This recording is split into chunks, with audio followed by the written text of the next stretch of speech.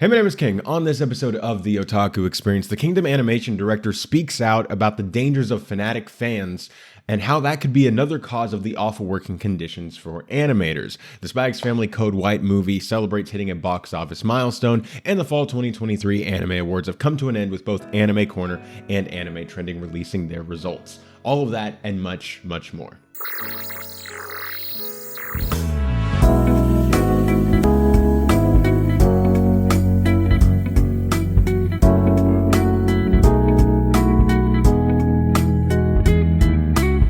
Hello and welcome to another episode of the Otaku Experience, the anime non-news show where we talk about the current goings-on in the anime and the manga industry with our very uneducated opinions. Once again, I am your host, Israel. All right, guys, it's the second show. Oh, hopefully that didn't make a big noise. But anyways, it's the second episode of the year. Welcome back. Very excited. A lot of interesting stories. I don't really have a lot of banter at the beginning to do. Usually I have something to say. This time I don't. So we're just going to hop right in to the main part of the show. And we're going to start with this one. So one of the biggest stories of last year was the MAPPA controversy. And if you guys didn't know, or if you're new to the channel, or you forgot, I'll just give you a little bit of a recap. Animators and others, but primarily animators is what we're talking about at MAPPA, have been undergoing awful working conditions with unrealistic deadlines, insane work hours, little pay, and no personal life. Now, this isn't a problem that is exclusive to MAPPA alone, but the studio has somewhat become a face for the overall industry problem with how much they've been in the news about this.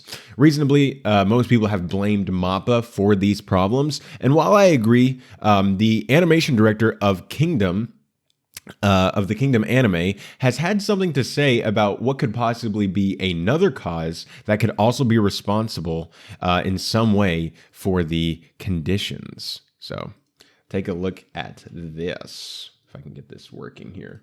There you go. All right. So this comes to us from CBR. Looks like it was an interview here. So Kingdom animation director Jun Arai says it's not just the studios, but also the anime fans who are to blame for animators suffering in silence. Kingdom animation director Jun Arai has stated that passionate anime fans, not just production studios, are likewise causing animators to suffer some of the deep-rooted problems in the industry. Let me zoom in this a little bit. Here we go. Yeah, that'll work. In a post to X, formerly Twitter, on January 2nd, 2024, Arai said, "The reason there haven't been more whistleblowing exposés by active anime industry animators isn't just the fear of being shut out by that company. It's the fear of also being bashed by fans who love that company's works and being crushed in two ways. Famous or not, it doesn't really matter. The anime consumer's fear is that warped and sick. When people are fanatically in love, mistakes like that can happen." Here's the tweet in question. The post followed an earlier realization that Arai had, where he said that studios could get away with paying staff less if the anime was more popular. He linked the two ideas to highlight that often the fanatic nature of fans when it comes to their favorite anime means that as long as it gets made, the animators struggling in the process aren't as important. Arai's experience followed his extensive career in anime, working on popular 2000 shows like Azumanga Daioh in 2002, Ikitosen, and Higurashi When They Cry. He took a break for several years in 2010s before returning for his first anime TV series in 6 years as an animator for One Piece in 2020. He has been most active in Kingdom as an animation director for at least 9 episodes across Season 3 and Season 4. The disdain directed at anime studios for mistreating their workers is well documented. CBR's coverage of numerous scandals related to MAPPA, most recently covering the Jujutsu Kaisen fanbase's worries over animators following the Culling Game announcement, showcases many fans' intentions to push for better conditions. Nevertheless, animators are often held responsible for the quality of anime or production delays. Jujutsu Kaisen animator Hokuto Sadamoto was the victim of the first wave of abuse for scenes from Season 2, Episode 14, before fans rallied to direct it to MAPPA instead. The aftermath led Sadamoto apologizing to fans, stating in part, "I've done a job that no one would appreciate, and I'm sure I'll continue to do so." Given this, it's unsurprising that Arai believes speaking out would put staff at risk instead. Arai will likely return to Kingdom Season 5 as part of the Winter 2024 season lineup. Crunchyroll streams all seasons of the Kingdom anime, which is described Shin Hyo are war orphans in the Kingdom of Quinn. They dream of proving themselves on the battlefield until the day that Hyo is captured by a minister. The boy manages to escape and return to his village, but he is badly injured. Shin then meets a mysterious youth who bears an eerie resemblance to Hyo, a boy who will one day become emperor. Okay, a lot there, and I want to kind of break this down. So this is not something that is like a brand new idea to me personally. I have definitely seen some of these fans. I've spoken to some of these fans. Some of these fans are my friends. I have friends who watch anime, and they've said, you know, as long as I'm getting the show, I'm good. And I don't put that as like a, I mean, on some level, but I don't put that like as a big moral judge on their character, because to them, the anime is a product and they're a paying consumer. And as long as they're paying for Crunchyroll or Netflix or High Dive, and the anime schedule says that this anime is going to come out, they want their anime. And it's fair to think that. And I think also there is a lack of full understanding in the anime community about the level of severity that these working conditions are. These are awful working conditions. We've seen people be suicidal. We've seen people speak out even though they knew that that was going to cause them to basically never work in the anime industry again. They're going to be able to not do, or they're not going to be able to do what they love for the rest of their life, but they're doing it so that they can speak out because they know that's the right thing to do. Because these circumstances, once again, not just in MAPPA, but that is, like I said, become the face of it recently. They're so bad that these animators and directors are starting to speak out, even though they know that they could end up getting blacklisted from the industry altogether. And this idea where he says, let's see where it's down here. This idea here where it says that where the studios could get away with paying the staff less if the anime was more popular. And that's something we've just straight up seen in what's going on recently with the Jujutsu Kaisen Season 2 MAPPA controversy, where because the anime was so popular and because they had those deadlines and the fan base was so big and massive, and not to say that the majority of them were toxic, but when the bigger the anime fandom gets, the more likelihood that you're going to have those really toxic fans in them. And so MAPPA was able to say, oh, well, we just got to get the show out. If you don't, you're going to make everyone mad. You could also get fired and basically blacklisted from the anime industry altogether. So really, it's a lose-lose if you speak out or try to quit or anything like that, because the fans don't get their anime, they're upset, and you get blacklisted from the industry. So yeah, then you have no career. Have fun with that. And so then they're able to use that over these animators' heads to be like, okay, now you're going to work 16, 17, 18 hours a day. You're going to have to sleep in the studio pretty much because you have no time to go home and then come back. You're just going to sleep in the studio. You're not going to see your family for weeks. We've seen people say that they haven't seen their family for weeks.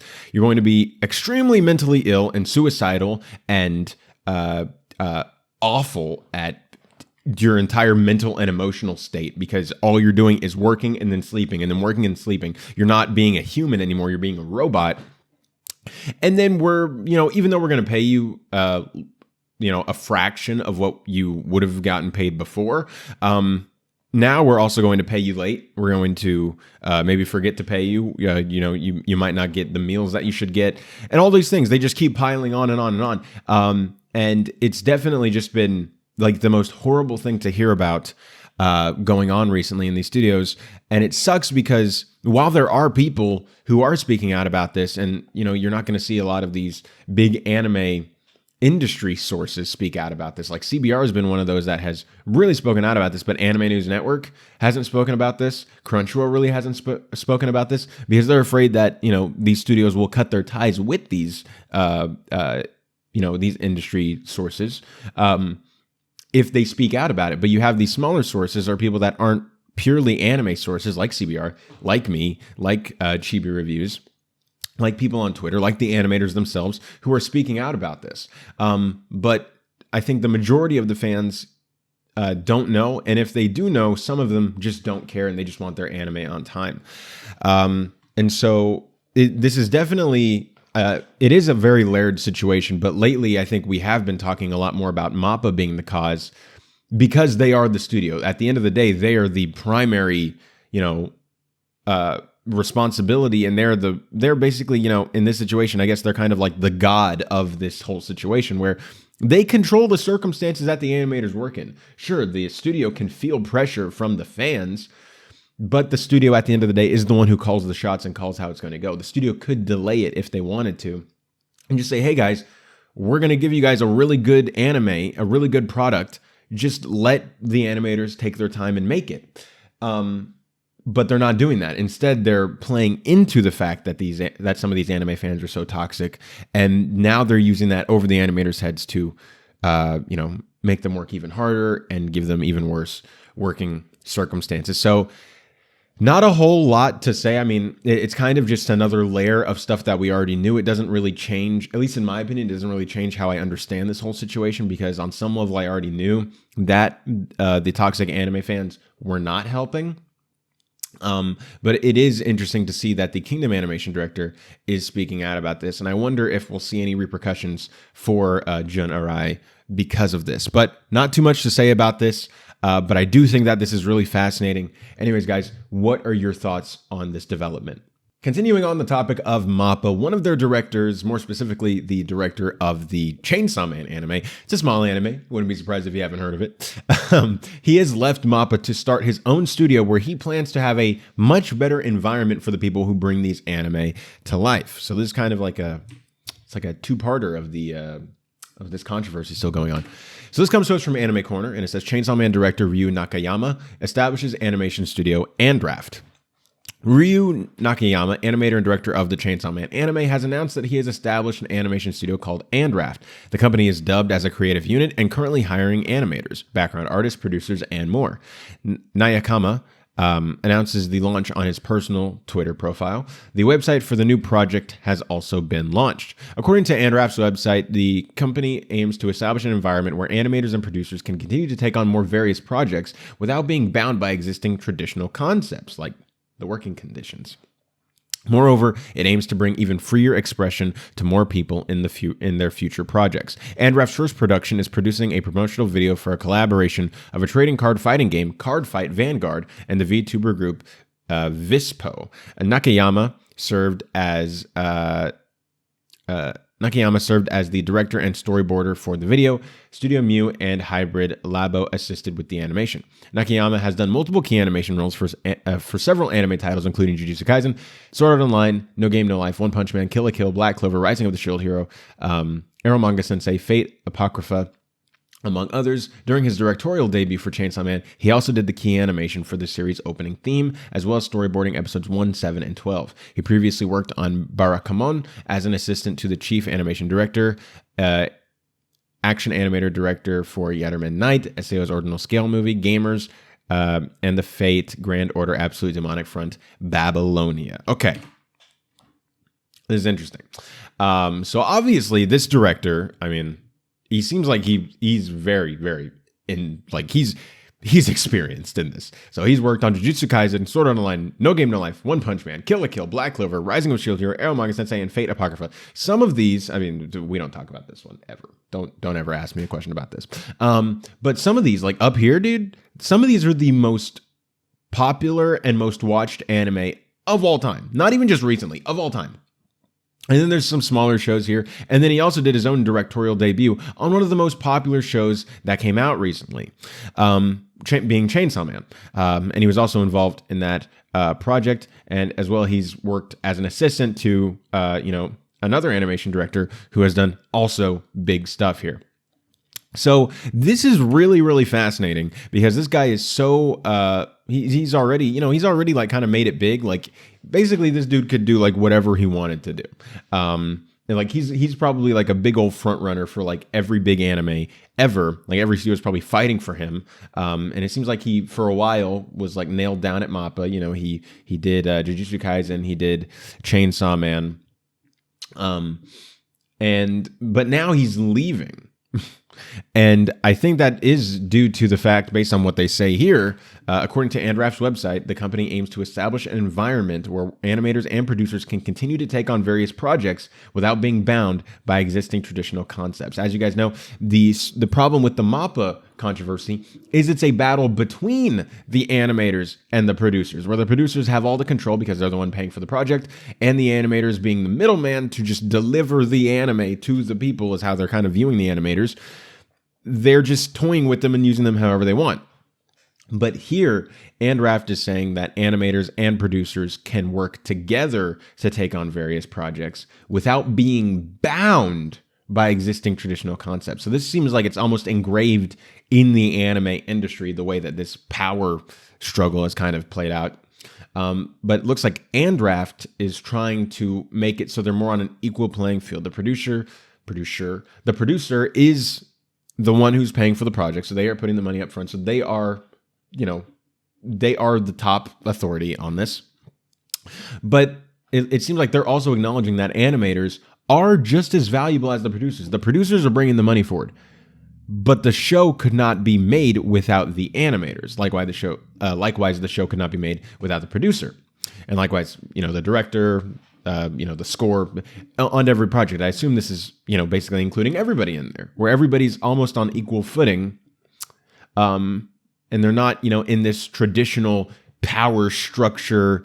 You can't argue, you can't do this, you have to do these things that we're telling you, even if these working conditions are awful and inhumane. And I think this is just a really, really good move.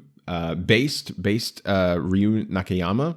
I'm going to follow him on Twitter right now because this is a based move. Boom, there you go. Pretty cool.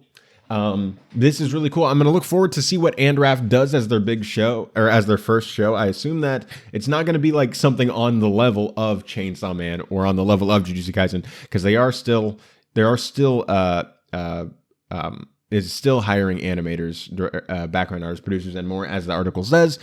So, within like probably a year or so, maybe a little less than that, maybe by the end of this year, we'll hear that Andraft is doing something that's not like maybe a big franchise, but it could potentially be in the action area, because it does seem like this guy has so much experience in the action area. But I wouldn't be surprised if it's a smaller show, like maybe like a Slice of Life or something to just get their feet wet, to just get that first show out of the way, that experience between them all. And then after that, take on bigger projects. It'll be interesting to see how Andraft goes about. But guys, Chainsaw Man director Ryu Nakayama leaves MAPPA, so he will not be back for the Chainsaw Man movie or Chainsaw Man Season 2, presumably. And he is now going to, basically head up this new studio called Andraft, where their first and foremost priority is to establish an environment where animators and producers can continue to take on various projects without being bound by existing traditional concepts. But anyways, guys, what are your thoughts on this?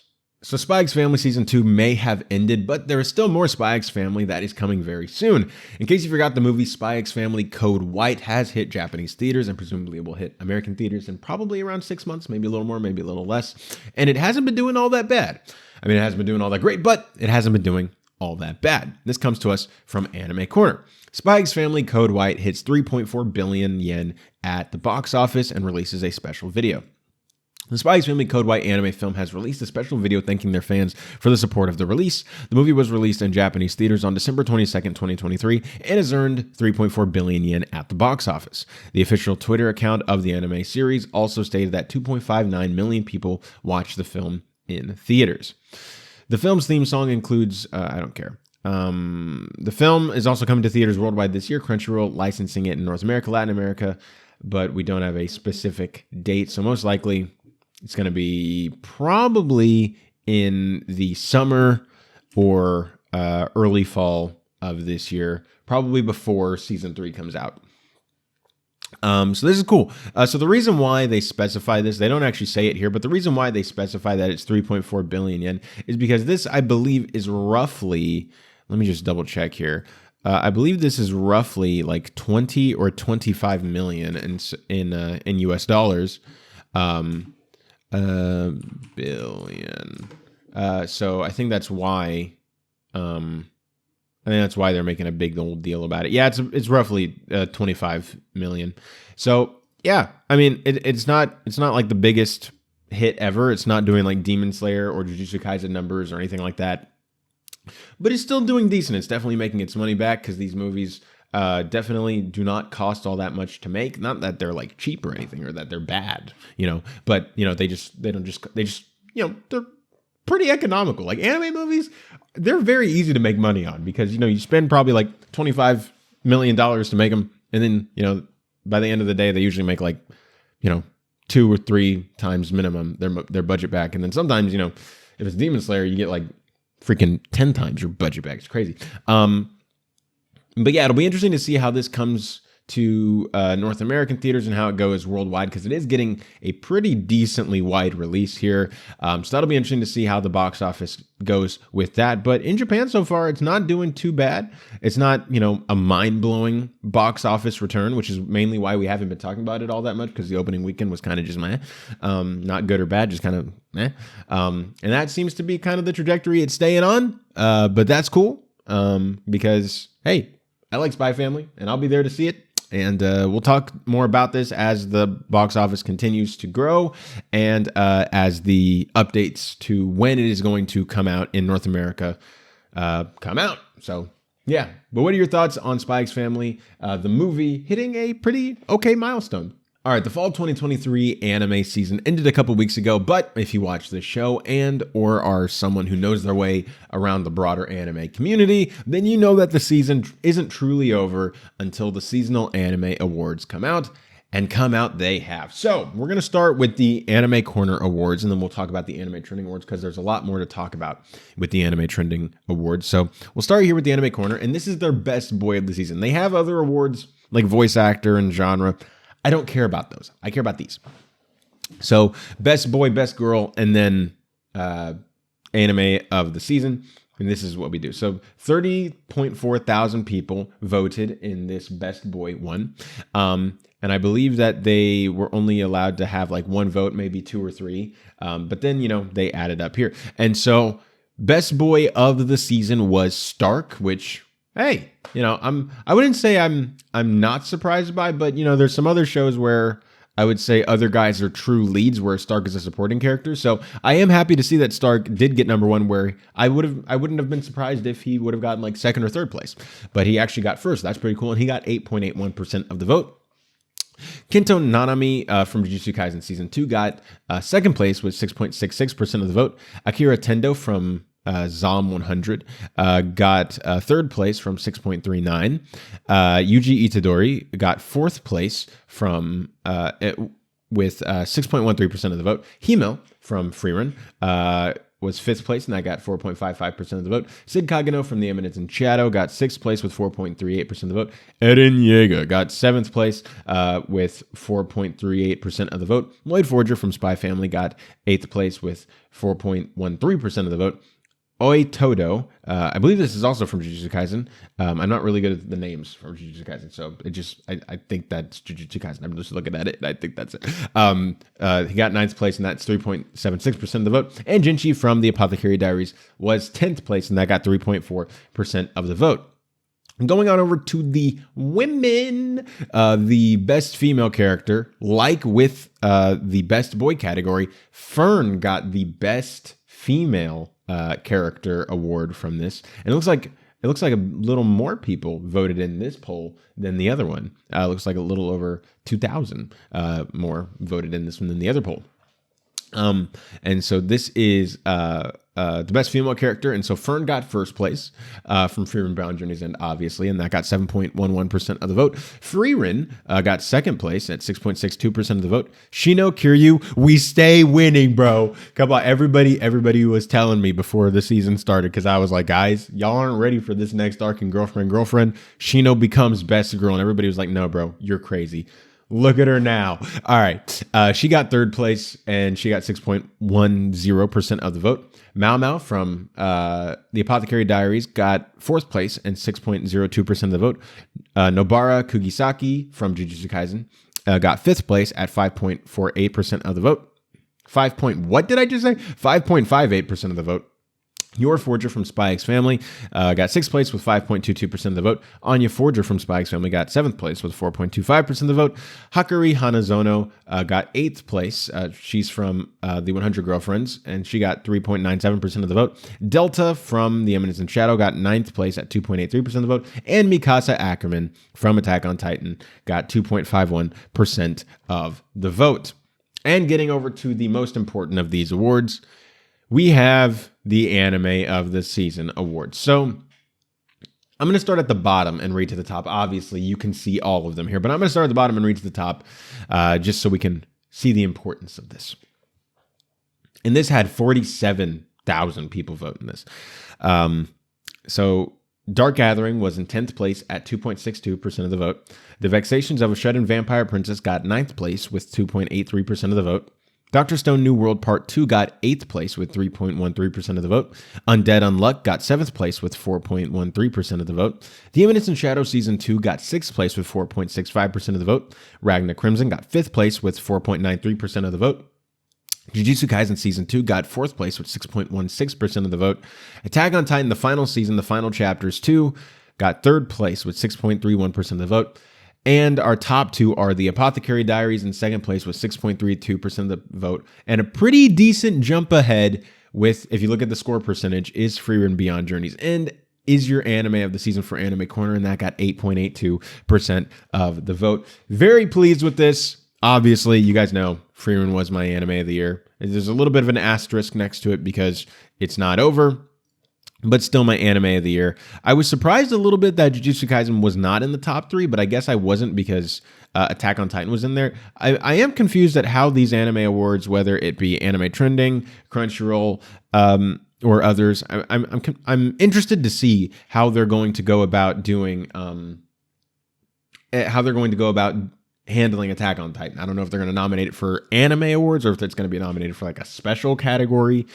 It'll be interesting to see because it only had 2 episodes. So it'll be interesting to see how they go about that. I know that the Anime Trending did not include it in its seasonal rankings. I don't know if it just didn't make the list or if it just didn't, if it wasn't allowed. I don't know. I don't know what the rules are for that, so it'll be interesting to see how it goes. Now, the rest of these are from Anime Trending, and these are all over on Twitter. And so we're going to take a look at this, and they broke their categories a little more up, but it's still the same thing that we just looked at over there. So with Anime Trending starting off, we have the favorite supporting female character, and this is Gyokuyo from the Apothecary Diaries. Voice actress is Atsumi Tanizaki.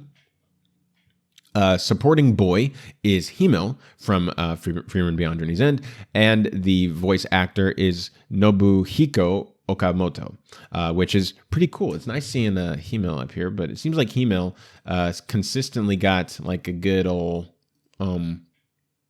second place because he was behind Stark in both of these. Favorite female character is not Fern over here. Over here, it's Mao Mao from the Apothecary Diaries, and that is Aoyuki from the Apothecary Diaries. This is the voice actress. I don't know why I said from. She's not a character. From the World, that's the character. Favorite male character is Stark from Frieren Beyond Journey's End, and the voice actor is Chiaki Kobayashi.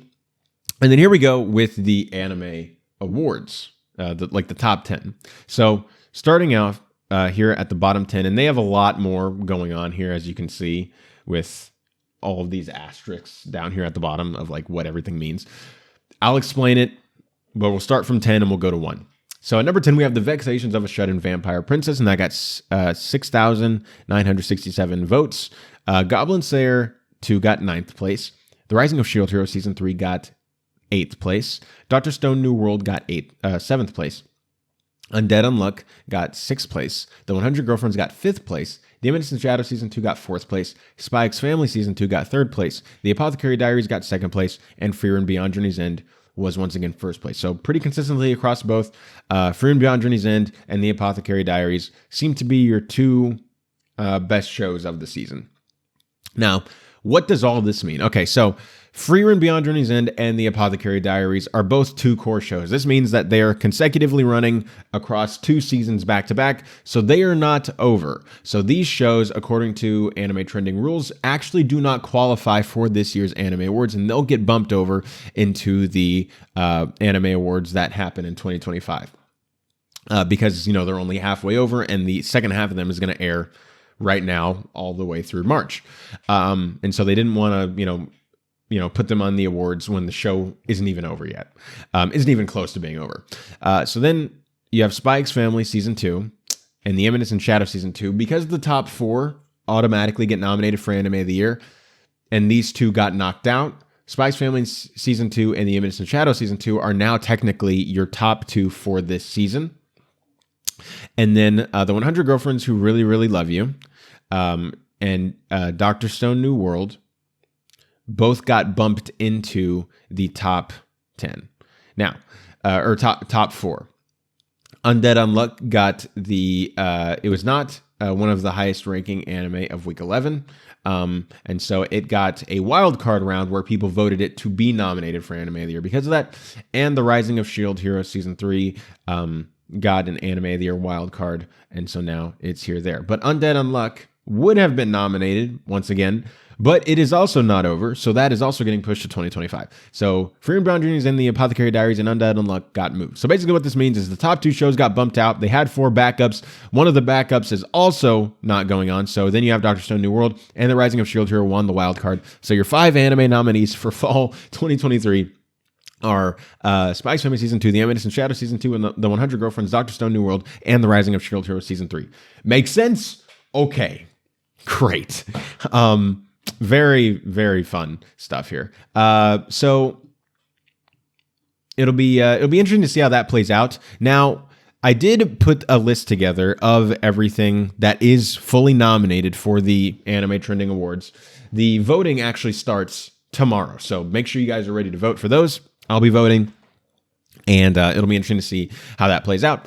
And so here are your nominees, starting from winter all the way through fall. These are just in their ranked order, 1 through 4, and then the wild card of each season. So The Angel Next Door Spoils Me Rotten, The Magical Revolution of the Reincarnated Princess and the Genius Young Lady, Vinland Saga Season 2, Toma-chan as a Girl, Buddy Daddies was the wild card for that season. In spring, we had Tengoku Daimakyo, Oshinoko, Mobile Suit Gundam The Witch from Mercury Season 2, Hell's Paradise, The Dangers in My Heart was the wild card for that season. My Happy Marriage, Mushoku Tensei Jobless Reincarnation Season 2, Zalm 100 Bucket List of the Dead, Jujutsu Kaisen Season 2, The Girl I Like Forgot Her Glasses was the wild card for that season. Spy X Family Season 2, The Eminence and Shadow Season 2, The 100 Girlfriends Who Really, Really, Really, Really, Really, Really Love You, and Dr. Stone New World, and The Rising of Shield Hero Season 3 was your wild card. Now, I also made a list of what I think are the front runners, and obviously 4 of these are from the top anime. I don't understand why Anime Trending does this, where they have like 4 winners for the season and they all get nominated for Anime of the Year. But it's like, you know that one of those shows beat the other 3 in that top 4. So why are the other 3 being nominated? We know they're not going to win. So anyways, you have The Angel Next Door Spoils Me Rotten because that was the highest rated show of winter. You have Tengoku Daimakyo, which was the highest rated show of spring. My Happy Marriage, which was the highest rated show of summer. And Spy X Family Season 2, once you take Frieren and the Apothecary Diaries out of it, was the highest rated show for fall. So those are your 4 big frontrunners from the season. Now, I wrote something down here because I don't think a lot of people are going to think about this, but then people will be surprised when one of these shows wins, because I think that these shows might be the 2 biggest frontrunners. So keep an eye out for Vinland Saga Season 2. And keep an eye out for Jujutsu Kaisen Season 2. Now, the reason why I say this is Israel, those didn't even win. Like, they never won their season. Okay, very cool. Interesting fact. Here's the thing. Vinland Saga Season 2, by the time the winter voting ended, Vinland Saga Season 2 was halfway over. It aired all the way until the end of spring. And by the time it finished airing, it had an 8.80 on my anime list. It got a masterpiece rating from Anime News Network, and it has an 88% positive score on AniList. Jujutsu Kaisen Season 2 likewise was only halfway over when the summer rankings came out, and it aired all the way through fall. And Jujutsu Kaisen Season 2 ended with an 8.9 on my anime list.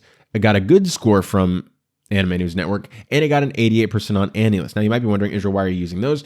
Because Anime News Network and Anime List are 2 more, they're more obscure ones that you kind of have to be really in the anime fold to kind of know what those are. Whereas My Anime List is your more upfront one, but it also tells you, you can still garner a good amount of information from the overall fan base from that. So because of those 2, those are the 2 highest rated shows on My Anime List in these nominations. Frieren would be the highest rated show overall if it got nominated because it's the highest rated show of all time on My Anime List currently. I still think it's going to be Vinland Saga, and I'll say this. Okay, so here's my predictions. My predictions are it's going to be a Vinland Saga and Jujutsu Kaisen Season 2 race, okay?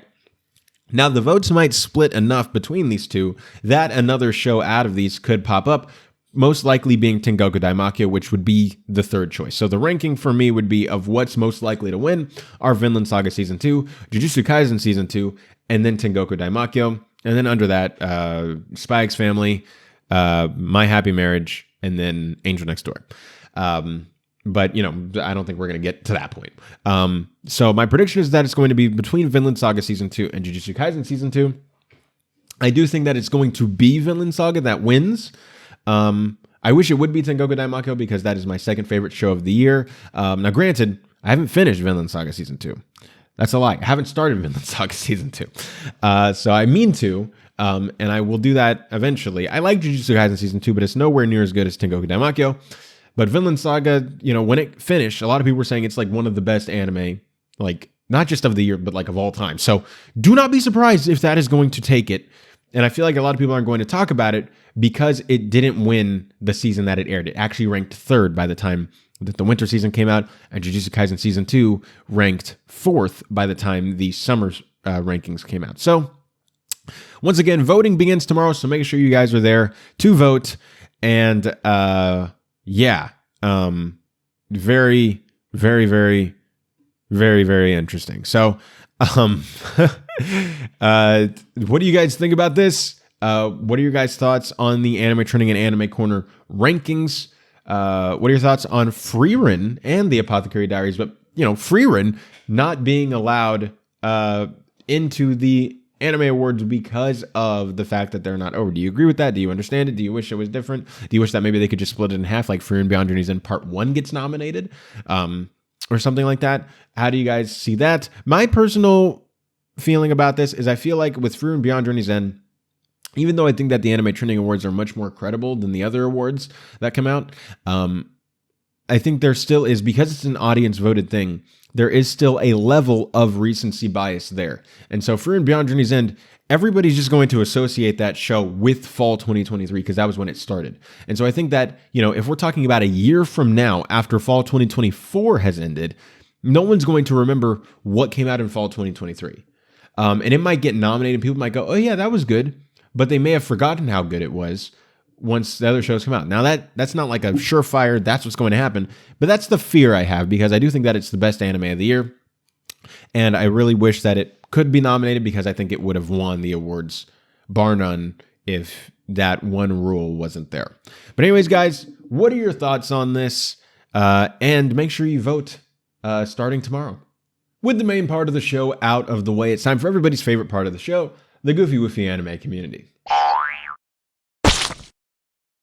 All right, so Jujutsu Kaisen fans flood NASA Space Post with special Z Shibuya arc reference. So NASA I don't know why I said it like that. So NASA on the new year, they said, wishing you a new year that sparkles as bright as city lights from space. So they have all these aerial shots of the Earth. Some of you already know where I'm going with this. Look at the comments that they put. You are my special. Bing, bing, bing, bing. Okay, so if you guys don't know what we're talking about here, towards the end here, you have this shot. It goes from Gojo's fingers to the Earth. And that's it. And so everybody saw the pictures of the Earth with the city lights, and they were like, Jujutsu Kaisen? Jujutsu Kaisen? And so that's what we're dealing with that. That's the level of the story. That's it. Nope, that's it. That's the entire thing. Okay, next one. So it looks like they did a 2023 study. I don't know why they did the study, but apparently kids admire a popular 2023 anime character more than their own dads. Via PR Times, the Venice Corporation in Japan releases, I don't care. Where's the statistics? Okay, so here we go. Let me zoom out a bit. Okay, here we go. Look at this. What is this ad, bro? Okay, let me just do that. All right, so this says Tomodachi, which means friend. Okasan, mom. Over here is Otosan. That's father. Okay? Look at number 3. If you cannot read this, you might recognize the kanji here. This says Oshinoko. The last part of this says I. And so I can assume you know what her last name is, which would be Hoshino. This is Hoshino Ai from Oshinoko. Ai Hoshino ranked higher than kids' fathers. And this list was Uh, right there on the list. What is the reason they asked for this? I don't know what they asked for this. They admire. Okay, who do you admire the most? Okay, they admire Ai Hoshino more. Why are kids watching Oshinoko? I feel like this is kind of inappropriate. So, anyways, here's the list in English. They have friend, mother, Ai Hoshino from Oshinoko, school teacher, Snowman, Japanese boy band, Shohei Otani from Japanese a Japanese baseball pitcher, Strawberry Prince, a Japanese boy band, their dad, Irregular Dice, Japanese boy band, and Freeman from Free Run Beyond Journey's End. So, I don't know why they did this poll. I didn't know that anime characters qualified. Maybe it should have just been like real people in your life that you know. And maybe the dad would have ranked like fourth, because you take out Ai Hoshino, you bump up the school teacher, you bump up the father because they don't personally know these people. And bam, he's in the top 5. Okay, that's that one. And the last one of this episode is One Punch Man fans fuming after leaked claims of season 3 MAPPA X-Bone Studio collab. So I don't even know where this rumor came from, but apparently there was this rumor that came out on January 2nd, 2024, saying that MAPPA and Studio Bones would be doing One Punch Man together, as you can see from all of these. And then everybody was like, hey, this is so cool, we can't wait. And the people who actually like know things was like, guys, this is like the most cap thing we've ever heard. Like, obviously it's just MAPPA, that's not real. And everybody's like, no. Like look at this one, bro, I'm about to cry, no way you tricked me like this. Bro, just look into, I can understand getting excitement, but I mean, with one Google search you could have found out that this is not true. Okay, so what's the goofiest thing on this, the certified goofy moment of this thing? All of these are pretty goofy. I think this is the least goofy. This one's just kind of funny. This one's just, I don't know why they asked these people these things. This one is kind of like actually goofy because they could have done the lookup, but it's not that big of a deal. My vote goes to this. I don't know what poll they're taking where they're like, yeah, anime characters, celebrities, these people all qualify more than people that you know in your life of who you can admire. Like, I don't know who released this. Like, why are we releasing this? Imagine how bad these dads feel, guys. This is ridiculous. But anyways, what is your vote going to for the certified goofy moment of the episode? Is it the Shibuya arc reference? Is it this statistic that I said is the goofiest moment? Or is it the MAPPA Bone Studio collab that could have been debunked with just a Google search, but people still believed it anyways? Anyways. There are no weekly audience rankings for us to take a look at because, as you guys know, we just looked at the finale of the Fall 2023 awards. So I think that the Winter Awards start like next week or maybe the week after. So probably not this Thursday, maybe next Sunday. But if not, definitely the Sunday after that.